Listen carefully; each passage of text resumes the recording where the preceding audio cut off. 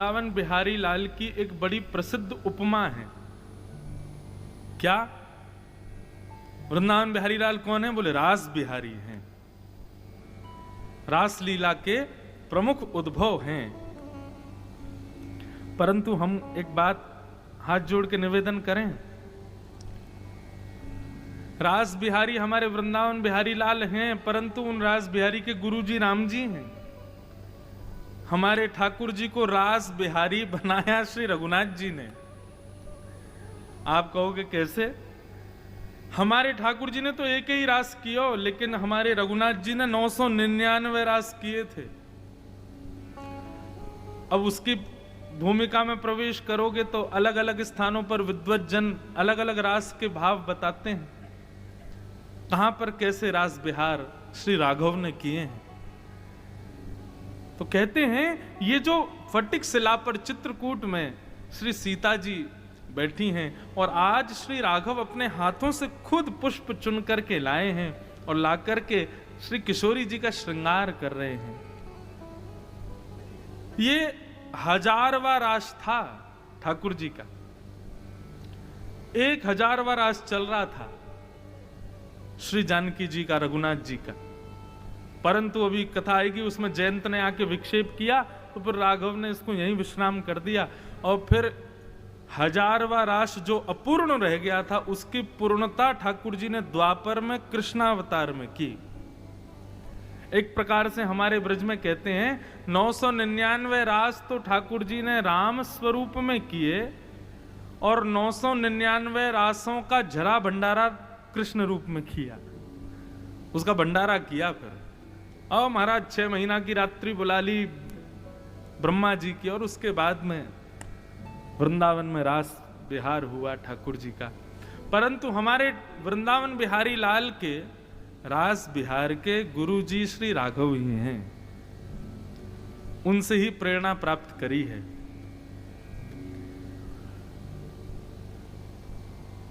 श्री राघव अपने हाथों से किशोरी जी का श्रृंगार कर रहे हैं। लोग इस बात पर संशय करते हैं कि प्रभु श्रृंगार कर रहे हैं। यह दृश्य कई लोगों के चित्त में उतरता नहीं है। जो बहुत ज्ञानी हो जाते हैं, बहुत ज्यादा श्रेष्ठता में पहुंच जाते हैं, वो राम जी के ऐसे निर्मल, ऐसे रसीले स्वरूप को अपने चित्त में धारण नहीं कर पाते। बंधुओं, लेकिन एक बात आप ध्यान से सुनो, श्री किशोरी जी का श्रृंगार राम जी ने किया, केवल यहीं तक बात सीमित नहीं है। हम आप सबका भी श्रृंगार उन्होंने ही किया है। हम आप सबके भी नेत्र हैं, चाहे नासिका है, चाहे कान है, चाहे गौर वर्ण है, श्याम वर्ण है, किसी के घुंघराले बाल, किसी के सीधे बाल, किसी के लंबे बाल, कोई मोटा है, कोई पतला है, कोई छोटा है, कोई लंबा है। हम सबका श्रृंगार राघव ने ही किया है। तो वही राघव जो पूरे विश्व का श्रृंगार करते हैं, यदि अपनी अत्यंत प्रियसी प्राण वल्लभा श्री किशोरी जी का श्रृंगार करें तो इसमें संशय क्यों? राम जी को बड़ी उपमाएं दी जाती हैं, वो इसमें अग्रगण्य है, वो इसमें अग्रगण्य है, लेकिन हम अपनी व्यासपीठ से कहें वे श्रृंगार में भी बहु निपुण हैं, बहुत अग्रगण्य है। पूरे विश्व को बनाया, कैसे कैसे लोग बनाए हैं, सबका निर्माण श्री राघव ने ही किया है। आज किशोरी जी का श्रृंगार कर रहे हैं प्रभु श्री राम। और जिस प्रकार बहुत ज्ञानी लोगों को यह रूप भाता नहीं, वैसे ही नहीं भाया इंद्र के पुत्र जयंत को। एक बात कहें, भगवान की किसी भी लीला में यदि आपके हृदय में संशय उत्पन्न हो जाता है, देखिए जिज्ञासा उत्पन्न होना अच्छी बात है, लेकिन संशय उत्पन्न होना यह अच्छी बात नहीं है। संशय का मतलब क्या होता है? ये हो ही नहीं सकता, ये हो कैसे गया, ये संशय है। और जिज्ञासा, ये कैसे संभव हुआ, जरा इसका व्याख्या, ये जिज्ञासा है। जिज्ञासा उत्पन्न होना अच्छा है, लेकिन संशय उत्पन्न होना ये तो हो ही नहीं सकता, ऐसा भाव उत्पन्न होना, ये आपके अज्ञान का प्रदर्शन करता है। इसलिए बंधु हाथ जोड़ के निवेदन, भगवत लीलाओं में, भगवत चर्चाओं में जिज्ञासा प्रकट करो, संशय कभी मत करो। अब एक आचार्य इतनी सुंदर कथा सुना रहे थे,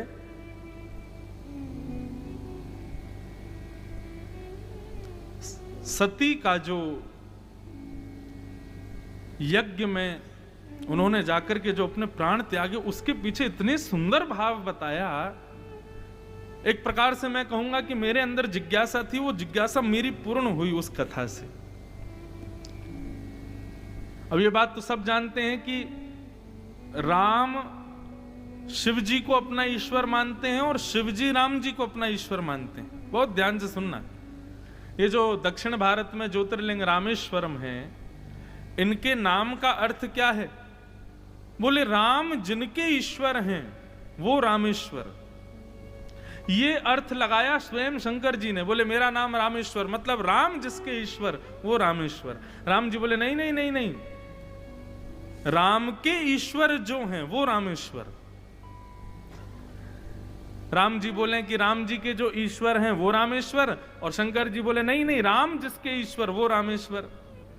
दोनों में विवाद होने लगे। ये अपने आप को बड़ा बता, ये उनको बड़ा बता में, वो उनको बड़ा बता में। आपस में करते करते ब्रह्मा जी प्रकट हुए। बोले रुको, मैं अर्थ करता हूं। बोले क्या? बोले जो राम हैं वही ईश्वर हैं, और वही ईश्वर शिव हैं, वही रामेश्वर है। मतलब राम और शिव में कोई भेद नहीं। शिव द्रोही मम दास कहावा, सोनर सपने मोहे न पावा। जो शिव से द्रोह करता है, राम जी कहते हैं वो सपन में भी मुझे नहीं पा सकता, और राम जी कहते हैं जो, और शिव कहते हैं जो राम से द्रोह करता है वो मेरी प्राप्ति नहीं कर सकता। तो यहां पर एक बात सिद्ध होती है, बहुत बहुत सूक्ष्म बात है, कि रावण को शिव जी के दर्शन हुए थे, और शिव जी कहते हैं कि राम का जो द्रोही है वो मेरे दर्शन नहीं कर सकता। तो कहीं ना कहीं ये बात सिद्ध होती है कि रावण भी भक्त ही था, केवल लीला संवरण के लिए वहां पर वो दुष्टता प्रकट कर रहा है। शिव के दर्शन उसी को होते हैं जो राम उपासक हो। हम अभी श्रावण में हमारा संकल्प, हम रोज शंकर जी का रुद्राभिषेक कर रहे हैं। सब ब्राह्मण भूदेव रुद्राष्टाध्यायी का पाठ करते हैं, लेकिन हमारी श्रृंगी जो है ना, वो भी काशी से ही बनवाई है हमने। वो श्रृंगी में भी राम राम राम राम लिखा है। मानो जो दुग्ध जा रहा है, जल जा रहा है, वह भी राम का स्पर्श करके शंकर जी पर जा रहा है। और जब हम रुद्राभिषेक करते हैं, आप भी करके देखिएगा, उस समय जय सिया राम, जय सिया राम, श्री राम, जय जय राम, इस मंत्र का उच्चारण करते हुए रुद्राभिषेक करना। हाथ में दर्द होना, पैरों में दर्द होना, मन बार बार विचलित होना, ये नहीं होगा। क्यों ये विचलित क्यों होता है? क्योंकि आपका मन लग नहीं रहा अभिषेक में। और जब आपका मन नहीं लग रहा तो इसका मतलब सामने भी शिला है, शंकर जी नहीं है। लेकिन जब आप राम नाम उच्चारण करके रुद्राभिषेक करोगे तो आपका मन लगेगा, और आपका मन तभी लगेगा जब सामने शिव हो। तो राम नाम उच्चारण करोगे तो सामने शिला नहीं, शिव ही आकर के उस अभिषेक को स्वीकार करते हैं। तो प्रसंग कुछ ऐसा है, शायद सुना हो आपने, कि श्रीमन नारायण नित्य सहस्त्र दल कमल शंकर जी को अर्पित करते हैं। 1000 कमल रोज चढ़ाते हैं शंकर जी को। कभी नील कमल लाते हैं, कभी गुलाबी कमल लाते हैं, कभी स्वर्ण कमल लाते हैं, कभी चांदी के कमल लाते हैं, कभी रत्नों के कमल लाते हैं। इस प्रकार कमल विविध विविध प्रकार के लाकर के शंकर जी को 1000 कमल अर्पित करते हैं नारायण। एक बार शंकर जी आनंद करने लगे। अच्छा, यहां पर ये दोनों एक दूसरे के दास भक्त भी हैं, एक दूसरे के मित्र भी हैं, एक दूसरे के प्रेमी भी हैं, एक दूसरे के ईश्वर भी हैं, सब कुछ हैं। तो एक बार शंकर जी ने लीला की कि नारायण 1000 कमल चढ़ा रहे थे, प्रत्येक कमल चढ़ा रहे थे। तो इतने में ही शंकर जी ने ऐसी लीला की, उस सहस्त्र कमल में से एक कमल को गायब कर दिया। गिनती चल रही थी, जैसे ही 999 कमल हुए, नारायण ने जैसे ही कमल उठाया तो वहां तो सब था ही नहीं। नारायण विचार करने लगे, बोले कमल कहाँ गए भैया, आज हमारा एक कमल कम रह गया, हमारा नियम पूर्ण नहीं हो पाएगा सहस्त्र कमल का। अनंत विचार किया, क्या करें कैसे जाएं, बीच में उठ के जा नहीं सकते, अपने नियम पूर्ण भी करना है। तभी भगवान के हृदय में भाव आया, हमारे भक्त हमको कमल नयन कहकर के पुकारते हैं, हा? कमल की उपमा भगवान के प्रत्येक अंग को दी जाती है। तो श्रीमन नारायण ने विचार किया, हमारा प्रत्येक अंग कमल है, तो मतलब हमारे नेत्र भी कमल है। दो नेत्र हैं, एक नेत्र से देखा जा सकता है, यहां एक कमल की कमी पड़ रही है, तो चलो आज एक नेत्र ही शिव जी को अर्पित कर देते हैं। और जैसे ही श्रीमन नारायण अपना नेत्र अर्पित करने का भाव मन में लाने लगे, इतने में ही महादेव प्रकट हो गए और प्रकट होकर के नारायण को हृदय से लगा लिया और जो कमल छुपाया था वो हाथ में देते, बोले नहीं नहीं यही चढ़ा दीजिए और आज मैं घोषणा करता हूं। नारायण बोले कैसी घोषणा? बोले शिव भक्तों में अग्रगण्य यदि कोई है तो वो श्रीमन नारायण है, आपसे ऊंचा हमारा भक्त कोई नहीं है, आप हमारे सबसे ऊंचे भक्त हो। श्रीमन नारायण और भगवान शिव ने एक दूसरे को हृदय से लगाया। तब शंकर जी ने प्रार्थना की, बोले नाथ एक विनती है। बोले क्या? बोले जैसे हमने आपको अपने भक्तों में अग्रगण्य बताया, ऐसे ही आप भी अपने भक्तों में हमको अग्रगण्य बताओ। हमने आपको श्रेष्ठ बताया अपने भक्तों में, अब आप भी अपने भक्तों में सबसे पहले हमारा नाम लिख दो। नारायण बोले ये संभव नहीं है, जब आपने हमको भक्ताग्रगण्य बना दिया तो भक्त भगवान को भक्ताग्रगण्य कैसे बना सकता है? आप भगवान हो, हम भक्त हैं, ये संभव नहीं है, हम आपको नहीं बना सकते। तो शंकर जी थोड़े से उदास हो गए, बोले ये तो आपकी चाल हो गई नाथ, आपने खुद को भक्त शिरोमणि बना करके और हमको फंसा दिया, अब हमको नहीं बना रहे हो। तो शंकर जी की उस विकलता को, शिव की उस विकलता को नारायण ने मन में विचार किया, कभी ना कभी तो हम पूर्ण करेंगे, कभी ना कभी तो इसकी श्रेष्ठता होगी। और ये कब हुई? जब सती और शिव दोनों कथा सुनकर के जा रहे थे, तो शंकर जी के हृदय में भावना आई कि जिन राजकुमार की मैं कथा सुनकर के आया हूं, जिन मेरे रघुनंदन श्री राम की मैं कथा सुन के आया हूं, उनका मैं दर्शन करूं। और जंगल में विहरण करते करते करते करते तभी विरह से कातर सीता जी के वियोग में विहरित श्री राम जी और लक्ष्मण जी का दर्शन हुआ। दूर से देखते ही महादेव वहीं से दंडवत करने लगे, प्रणाम करने लगे, साष्टांग करने लगे। सती बोली आप क्या कर रहे हैं? बोले अरे देवी तुम भी प्रणाम करो, ये वही राम जी हैं जिनकी हम कथा सुन के आए हैं, रघुकुल कमल दिवाकर चक्रवर्ती दशरथ राजा के पुत्र, सीता जी का हरण हुआ है, देखो कैसे विरह से कातर होके विचरण कर रहे हैं। कई लोग सती महारानी के इस भाव को कहते हैं कि बताओ सती में भी एक अवगुण था, लेकिन उसकी वास्तविकता सुनिए क्या था। सती के मन में विचार आया, बोले कि मुझे दूर से प्रणाम करने में सुख नहीं मिल रहा, आपकी आज्ञा हो तो मैं पास जाके कर लूं।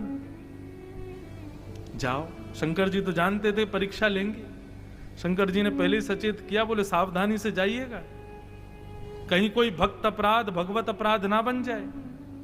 और सब जानते हैं सती जी सीता जी का रूप धारण करके गई, राम जी के सामने आगे आगे चलने लगी। लक्ष्मण जी और राम जी पहचान गए, बोले कि ये सती नहीं है, ये सीता जी नहीं है, सीता होती तो पीछे चलती, आगे चल रही है। और राम जी बोल पड़े, आप मैया अकेली क्यों घूम रही हो, महादेव कहां है? पहचान गए जैसी तो सती घबराई, प्रणाम करके लौट करके गई और जाकर के शंकर जी ने कहा कर लिया निकट से प्रणाम? बोले हाँ कर लिया, मैं तो समीप से प्रणाम करने गई थी, बहुत आनंद आया। कुछ नहीं बताया कि वहां क्या हुआ था, लेकिन शिव तो सब जानते हैं। इतनी प्रिय हैं सती महादेव को कि वो सदैव कभी कभी प्रवचन भी करते हैं ना, तब भी सती को अपने सन्निकट ही बैठाते हैं। श्रीमद् भागवत में तो ऐसा वर्णन आता है कि कपिल मुनि आदि ये सब लोग बैठ के प्रवचन सुनते हैं और महादेव प्रवचन सुनाते समय पार्वती जी को कई बार तो अपने सन्निकट बिल्कुल गोद में ही बैठा के प्रवचन करते हैं, इतनी प्रिया है। लेकिन आज उस भगवत अपराध की वजह से जो आसन सदैव बगल में लगता था उसको सन्मुख लगाया, और जैसे ही सन्मुख आसन दिया, सन्मुख आसन देते ही सती जी समझ गई कि इन्होंने मेरा परित्याग कर दिया है। सन्मुख आसन देते ही आकाशवाणी हुई और आकाश में नारायण प्रकट हो गए, और नारायण ने प्रकट होकर घोषणा कर दी, हमारे भक्तों में अग्रगण्य है महादेव। क्यों? बोले जिस प्रकार हम अपने अंग को कमल बना करके अर्पित कर रहे थे तो आपने घोषणा की थी कि शिव भक्तों में सर्वश्रेष्ठ नारायण हैं, ऐसे ही आज हमारी परीक्षा ली, हमारी सेवा में विघ्न, हमारे रूप में विघ्न डाला सती ने, तो आपने अत्यंत प्रियसी उस सती का परित्याग कर दिया। नाथ, इतने बड़े त्याग करने के योग्य के फलस्वरूप मैं आपको नारायण भक्तों में अग्रगण्य घोषित करता हूं। तो ये जो सती जी का त्याग हुआ ना, ये मिली भगत थी नारायण और सती की, ये पहले से ही डिसाइडेड था। सती जी को पहले ही बता दिया था भगवान ने कि आपको ऐसे ऐसे लीला करनी है, और फिर चिंता मत कीजिएगा, विकल मत होइएगा, क्योंकि फिर ठाकुर जी स्वीकार नहीं करेंगे, आप पुनः नवीन रूप में प्रकट होगे। तो ये सती जी जो राम जी की परीक्षा लेती हैं ना, वो इसीलिए लेती हैं ताकि पूरे विश्व को पता चले कि अत्यंत प्रियसी, अत्यंत प्रिया, अत्यंत स्नेहमयी सती का भी भगवान शिव त्याग कर देते हैं यदि वो भगवत मिलन में बाधा बनती है तो इस प्रकार महादेव भी भगवान के अग्रगण्य भक्तों में श्रेष्ठ माने गए। तो बंधुओं, कभी भी भगवत लीलाओं में संशय मत करो, ये मेरी अभिप्सा थी। जिज्ञासा प्रकट करो, लेकिन उस पर कभी भी संशय नहीं। आज जयंत को इस लीला पर संशय होने लगा। श्री राघव श्रृंगार कर रहे हैं सीता जी का, और जयंत ने आकर के क्या किया?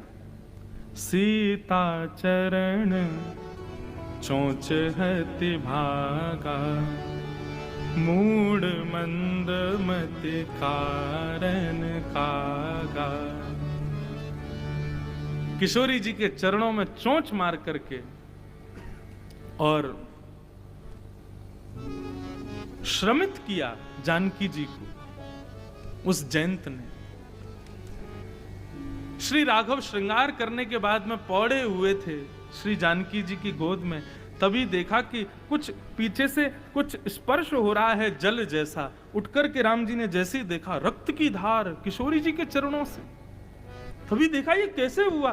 तभी पास देखा तो वहीं एक कौवा, एक काग चोंच मार करके थोड़ा हटा ही था। राम जी को रोष आया और रोष में भरते ही वहीं कुटिया के फूंस के एक सीख को निकाल करके उसी को ही रोषित होकर के पीछे छोड़ दिया। सब जानते हैं कथा, पूरे ब्रह्मांड में दौड़ा महाराज, तीनों लोकों में गया, और कहां तक गए? धरि निज रूप गए पितु पाही। औरों के पास गया, यही नहीं अपने पिताजी के पास गया, इंद्र के पास गया, लेकिन राम विमुख राखाते नाही। राम विमुख पुत्र को जानकर के इंद्र ने भी उसको स्वीकार नहीं किया।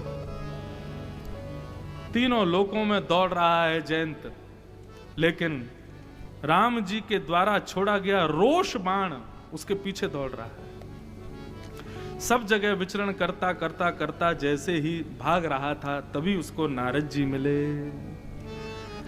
नारद देखा विकल जयंता, नारद देखा विकल जयंता, लागी दया को मल चेत संता, लागी दया कोमल चित संता।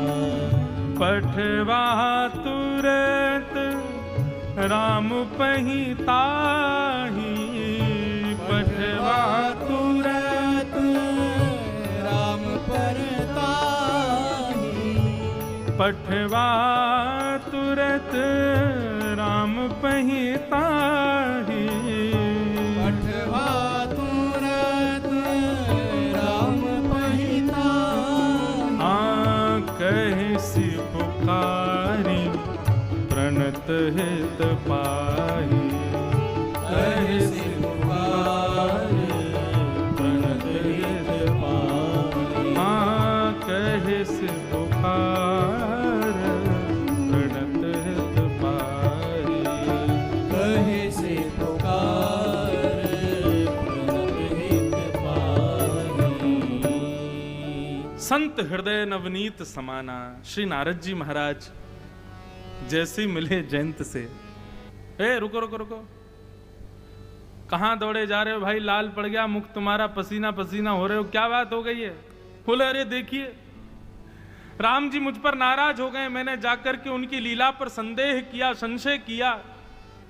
राम जी नाराज हो गए, रोष में भर करके उन्होंने ये बाण मेरे पीछे छोड़ दिया है। मैं तीनों लोकों में गया, अपनी पिता की शरण में गया, कोई मुझे स्वीकार नहीं कर रहा है। भगवान अब मुझे कोई नहीं बचा सकता, मेरी मृत्यु निश्चित है। नारद जी बोले अरे मूर्ख जयंत, किसने रोष किया तेरे ऊपर? श्री राम। राम कौन है? जगत नियंता, जगदाधार, जगदीश्वर। जब उनको रोष आता है ना तो वो केवल भ्रगुटी टेढ़ी करते हैं, और उनकी भ्रगुटी टेढ़ी करते ही जिस पर रोष किया है वहीं समाप्त हो जाता है। तुम पिछले कितने घंटों से दौड़े जा रहे हो, तीनों लोकों में जा रहे हो, अपने पिता के पास जा रहे हो, और ये बाण भी तुम्हारे पीछे पीछे जा रहा है, तुम्हारा स्पर्श नहीं कर रहा है। इतने में भी तुमको समझ नहीं आ रही है बात। जयंत बोला मतलब? बोले यदि राम रोषित हुए होते, राम जी कोपित हुए होते, तो तुम्हारी इतनी सामर्थ्य नहीं थी कि तुम फटिक शिला से 1 इंच भी दूर जाते, वहीं तुम्हारा वध हो जाता। लेकिन तुम तीनों लोकों में घूम रहे हो, इतना सब विचरण कर रहे हो, इसका मतलब क्या है? राम जी रोषित नहीं। रोषित होते तो तुम जीवित ही नहीं बचते। जयंत बोला ये तो मैंने सोचा ही नहीं। बोले और नहीं तो हम यही तो बताना चाह रहे हैं, राम जी क्रोधित नहीं है, बस तुमने थोड़ा सा उद्दंड किया है, तो थोड़ा सा तुमको केवल एक पिता तुल्य, एक गुरु के समान थोड़ा सा दंडित करने के लिए थोड़ा क्रोध किया है। वो रोषित हो जाए तो तुम जीवित रह सकते हो। जयंत बोला अब क्या करूं फिर मैं? बोले जब कोई नहीं बचा पा रहा तो भी ये समझ जाना चाहिए कि भाई कहां जाना है, उन्हीं के चरणों में जाओ। सिया जी को और ठाकुर जी को, युगल स्वरूप को प्रणाम करो जाकर के, तभी ये शांत होगा। जयंत बोला आप कैसी बात कर रहे हैं, मैं कैसे चला जाऊं वापस? इतना बड़ा अपराध करने के बाद मैं कैसे जा सकता हूं उनके सामने? मैं इस योग्य नहीं कि मैं पुनः उनके सामने जाऊं। नारद जी बोले हम उपाय बता दें? बोले क्या? बोले तुम जाकर के कह दे ना, बोले हे राघव आप मुझ पर क्रोधित मत होइए, मैं यहां आया था आपके प्रभाव को देखने के लिए, आपका प्रभाव जानने के लिए मैं आया था। लेकिन जब आपने मेरे ऊपर बाण छोड़ दिया तो राम जी कहेंगे अब क्यों आए हो, प्रभाव तो देख लिया तुमने। बोले अब मैं आपका स्वभाव देखने आया हूं। आपका प्रभाव तो मैंने देख लिया नाथ, अब मैं आपका स्वभाव जानने आया हूं। और जैसे ही तुम इस भाव को कहोगे तो श्री रघुनाथ जी तो भले ही रोषित रहें, लेकिन श्री जानकी जी तुम पर कृपा करेंगे। तब जयंत लौट करके गया और जाकर के नारद जी की कही गई वाणी ही उसने श्री राम जी के चरणों में जाकर के अर्पित कर दी कि हे नाथ, मैं पहले आपके प्रभाव को देखने आया था, आपका प्रभाव मैंने जान लिया, प्रभाव मैंने देख लिया। कैसा प्रभाव कि मेरे पिता भी मुझको स्वीकार नहीं कर रहे हैं। अब ये आपके प्रभाव है नाथ, परंतु अब मैं आपका स्वभाव देखने आया हूं, आपका स्वभाव दिखाइए। और श्री राघव का वो शील स्वभाव, वो क्षमा स्वभाव। कीन मोह बस द्रोह यद्यपि ते ही कर वध उचित। जो कार्य जयंत ने किया है उसके फलस्वरूप तो उसका वध ही होना चाहिए था, पर प्रभु छाड़े करि छोह को कृपाल रघुवीर समूह। राजा रामचंद्र भगवान की। राम जी ने केवल उसकी एक आंख को पधरा दिया और एक ही आंख छोड़ी। क्यों? बोले भाई ये दो आंखें उन्हीं के लिए हैं जो दोनों नेत्रों में हमको और सियाजू को बसावें, हमारी लीला को बसावें।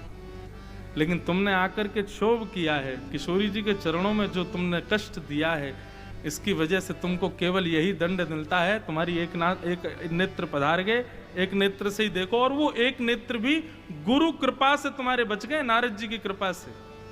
तो गुरु कृपा से नेत्रों को खोलो, इसी के लिए केवल एक ही नेत्र दिए, एक नेत्र का भंजन कर दिया। तो ये श्री रघुनाथ जी की क्षमाशीलता है। नहीं तो जयंत के किए अपराध को राघव छोड़ नहीं सकते।